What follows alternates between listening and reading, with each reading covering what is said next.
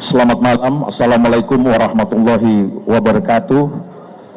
Om Swastiastu, Namo Buddhaya, Salam Kebajikan, Rahayu, Merdeka! Merdeka!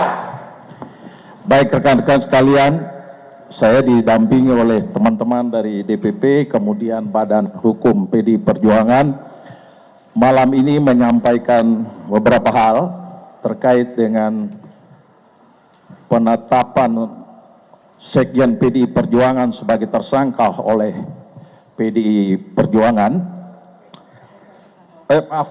oleh KPK. Ini masalahnya kita lagi sibuk Natalan, ini kita dikasih hadiah Natal dengan Sekjen masuk ditetapkan jadi tersangka, jadi sorry. Nah, sebenarnya peristiwa ini mengkonfirmasi apa yang disampaikan oleh Ibu Ketua Umum pada tanggal 12 Desember bahwa partai akan di-out pada rencana Kongres nanti. Jadi ini sebenarnya penegasan. Jadi penetapan Sekjen sebagai tersangka hari ini semakin mengukuhkan keyakinan kami orang partai bahwa oh ya ini bagian dari membenarkan apa yang disampaikan oleh Ibu Ketua Umum. Namun demikian, karena ini ada kaitan dengan soal hukum dan ada beberapa poin cukup panjang, nanti diuraikan oleh Saudara Roni Talapesi. Silakan, Bung Roni. Ya, selamat malam rekan-rekan media yang terhormat, kawan-kawan DPP PDI Perjuangan. Merdeka! Kami akan menyampaikan sikap dari DPP PDI Perjuangan terkait dengan situasi saat ini. Rilis media DPP PDI Perjuangan 24 Desember 2024. Politisasi hukum dan peminadaan yang dipaksakan terhadap Sekjen DPP PDI Perjuangan. 1. Status tersangka ini hanya membuktikan informasi yang beredar lama bahwa Sekjen DPP PDI Perjuangan akan segera dijadikan tersangka. Hal ini juga sudah pernah disampaikan Sekjen DPP PDI Perjuangan dalam podcast Akbar Faisal beberapa waktu yang lalu. Kedua, kalau kita cermati lagi, pemanggilan Sekjen DPP PDI Perjuangan ini dimulai ketika beliau bersuara kritis terkait kontroversi di Mahkamah Konstitusi tahun 2023 akhir.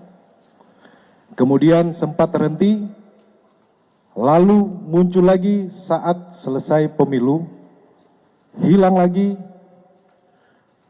Kami menduga memang kasus ini lebih terlihat seperti teror terhadap Sekjen DPP PDI Perjuangan. Dan keseluruhan proses ini sangat kental aroma politisasi hukum dan kriminalisasi. Beberapa indikasi yang dapat dilihat antara lain, pertama, adanya upaya pembentukan opini publik yang terus-menerus mengangkat isu Harun Masiku, baik melalui aksi-aksi demo di KPK maupun narasi sistematis di media sosial yang patut dicurigai dimobilisasi oleh pihak-pihak tertentu yang berkepentingan. Kedua, adanya upaya pembunuhan karakter terhadap Sekjen DPP PDI Perjuangan melalui framing dan narasi yang menyerang pribadi. Ketiga, pembocoran surat pemberitahuan dimulainya penyidikan atau SPDP yang bersifat rahasia kepada media massa publik sebelum surat tersebut diterima yang bersangkutan. Kami menduga ini adalah upaya cipta kondisi untuk mendapatkan simpati publik. Semua dapat dilihat dan dinilai oleh publik.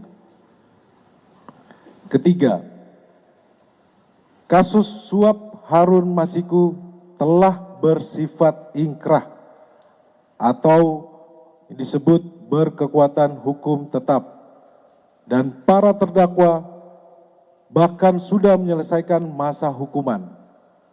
Seluruh proses persidangan mulai dari pengadilan tipikor hingga kasasi tidak ada satupun bukti yang mengkaitkan Sekjen DPP PD Perjuangan dengan kasus suap Wahyu Setiawan. Keempat, kami menduga adanya upaya pemidanaan yang dipaksakan, kriminalisasi, mengingat KPK tidak menyebutkan adanya bukti-bukti baru dari pemeriksaan lanjutan yang dilakukan sepanjang 2024. 5.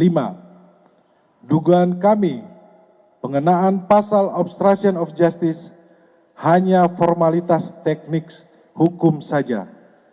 Alasan sesungguhnya dari menjadikan Sekjen DPP PD Perjuangan sebagai tersangka adalah motif politik, terutama karena Sekjen DPP PD Perjuangan tegas menyatakan sikap-sikap politik partai menentang upaya-upaya yang merusak demokrasi, konstitusi, juga terhadap cawe-cawe penyalahgunaan kekuasaan atau abuse of power di penghujung kekuasaan mantan Presiden Joko Widodo.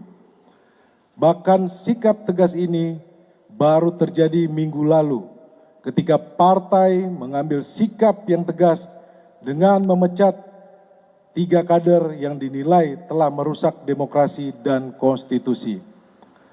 6. Politisasi hukum terhadap Sekjen DPP PD Perjuangan ini juga diperparah dengan bocornya SPDP kepada media massa yang seharusnya bersifat rahasia, yang harusnya hanya diberikan kepada pihak terkait. Ketujuh, PD Perjuangan dan Sekjen DPP PD Perjuangan telah dan akan selalu mentaati proses hukum dan bersifat kooperatif. Kedelapan, PDI Perjuangan lahir dari cita-cita besar membawa republik ini berjalan di atas rel demokrasi dengan prinsip negara hukum yang adil dan transparan. Yang terjadi saat ini adalah politisasi hukum.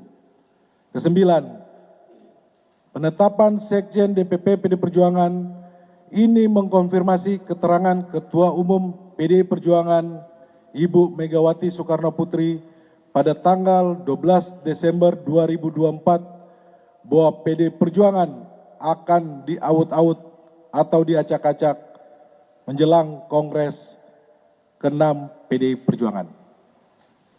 Terima kasih. Terima kasih Bung Roni. Rekan-rekan wartawan, terima kasih banyak. Ini akan berkembang terus, nanti kita akan konfirmasi setiap perkembangan. Selamat malam dan selamat merayakan Natal 2024 dan Tahun Baru 2025. Merdeka! Terima kasih.